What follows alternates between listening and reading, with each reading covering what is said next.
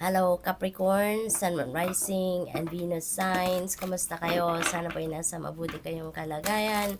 Welcome back po sa Star Tarot. Kung bago kayo rito, welcome din kayo. Thank you sa inyong support.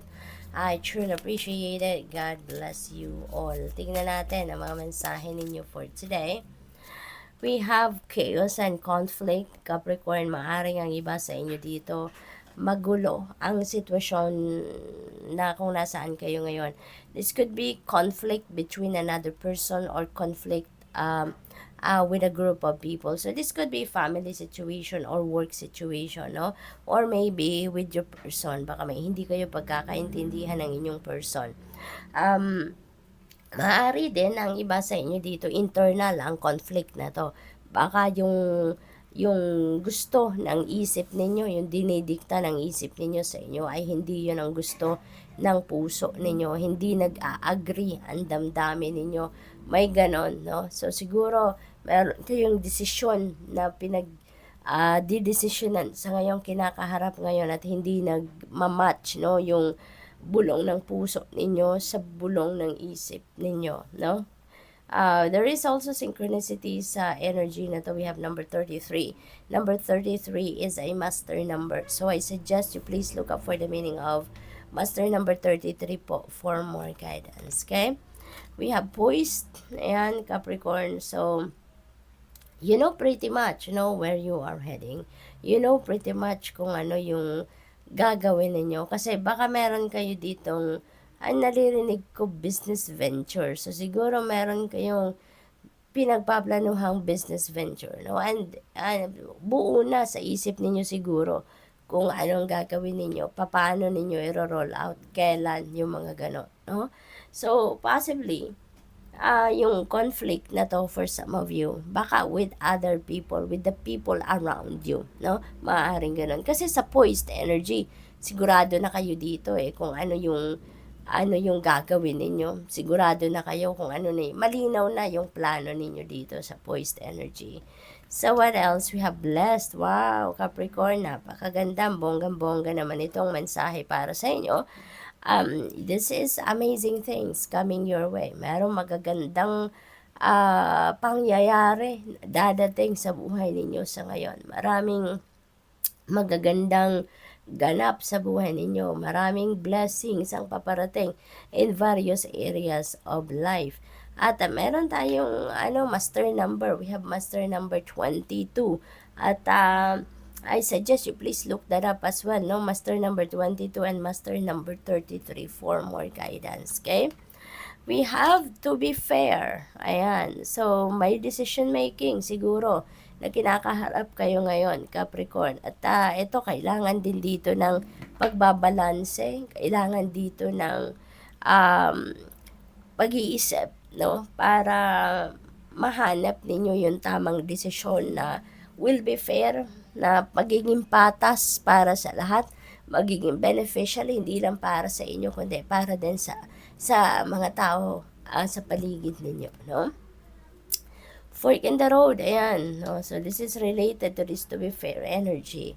Nasa gitna kayo dito ng decision making and yun nga, hindi pa kayo makapag-desisyon, hindi pa final yung iniisip ninyo dito kasi marami pa sigurong kino-consider kayo ng mga tao or basehan ng inyong desisyon, na gusto ninyong meron kayong konkretong pagbabasehan ng mga sitwasyon or pagbabasehan ng mga bagay para maging maayos, no, yung inyong mabubuong decision dito na hindi ninyo pagsisisihan. We imagine this is really a beautiful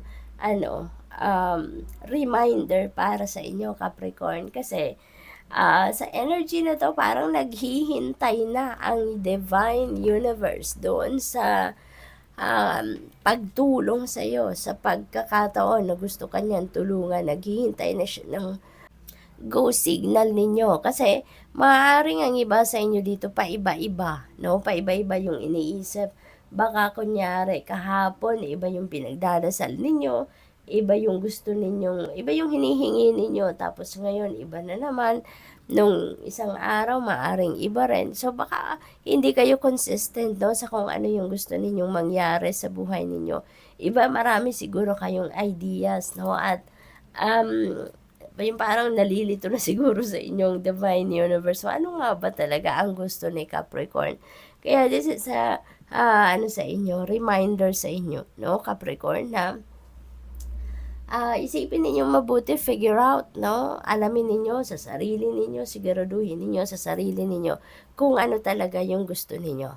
Ano talaga yung gusto ninyong mangyari. Ano talaga yung gusto ninyong maganap sa buhay ninyo at a certain period of time. 'Di ba? Kasi para once siguro, pipick up ko lang dito ha, once na nakasiguro na kayo na ito yung gusto kong mangyari sa buhay ko, in what? In 6 months time? In 1 year time? Diba? It feels like you just pray, you just ask for that, and you shall receive. Diba? May promise ang Panginoon na just ask and you shall receive. At feeling ko, ito yun, no? Na hinihintay ka lang niya na maging sigurado ka sa kung ano yung gusto mong mangyari, and God will send you support, no? Iaalay niya yung mga tao along your path na kakailanganin mo para ma-carry out mo yung inyong gusto, yung inyong pangarap, provided that it is for your highest good, diba?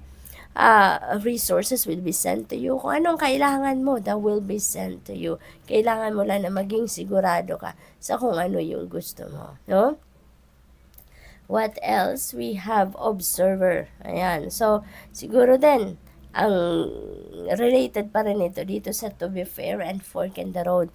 Kaya kayo hindi pa nagde-decision talaga, pinag-aaralan din ninyo sigurong mabuti ang inyong sitwasyon or ang inyong magiging desisyon. No? Kaya nag-oobserba pa kayo, maring nagre-research pa kayo, baka nag-gather pa kayo ng facts and more information. No?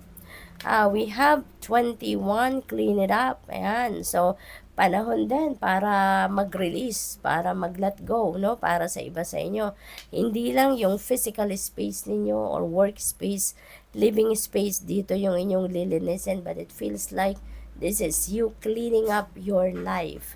Kung meron kayo, siguro, sa buhay ninyo na mga hindi na kailangan, tao man, bagay, sitwasyon, na hindi na kayo komportable dyan, it feels like you're going to think of letting them go. So, which is really good kasi panahon na ito para mag-clean up ka, make room sa buhay ninyo for something new na makakatulong sa inyong soul's growth. Okay? So, good luck. Thank you for watching. Love and light. Namaste.